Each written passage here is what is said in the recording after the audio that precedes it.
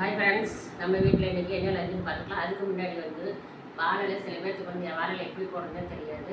வாழலை வந்து பாருங்க, நம்ம இது வந்து இந்த சைடில் இருக்கணும், இது வந்து வெட்டு போடுறதுக்கு வந்து நம்ம சைடில் இருக்கணும். அப்போ தான் வாழையில பிசைஞ்சு சாப்பிட்றது நல்லா அகலமாக இருக்குது. இப்போ பாருங்கள், வாழையில சில பேர்த்துக்கு பரிமாற கூட தெரியாது, ஒரு சைடில் பரிமாறுவாங்க.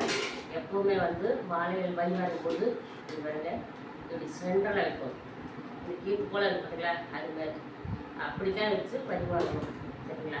ஃபஸ்ட்டு அப்புறம் ஒன்று பார்த்தீங்களா, உங்கள் வீட்டில் நம்ம வீட்டில் சுட சுட சாதம்,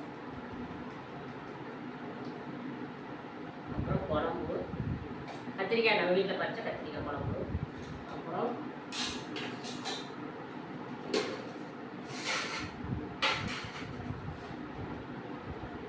அப்புறம் பார்த்தீங்கன்னா பருப்பு துவையல். ஊரில் பார்த்தீங்கன்னா பச்சைக்கடலை பருப்பு போட்டு துவையல் பண்ணுவாங்க. அந்த துவையல்,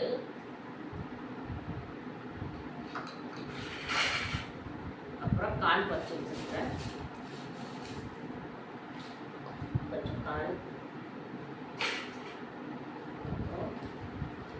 இது பார்த்தீங்கன்னா டெல்லி, அதாவது கரூர் டெல்லி ஸ்வீட்டில் வாங்கின ஸ்வீட்டு.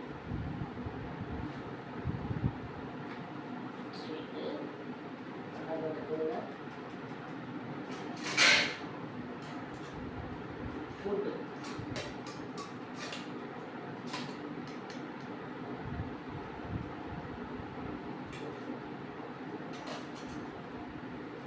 கொஞ்சம் சால்ட்.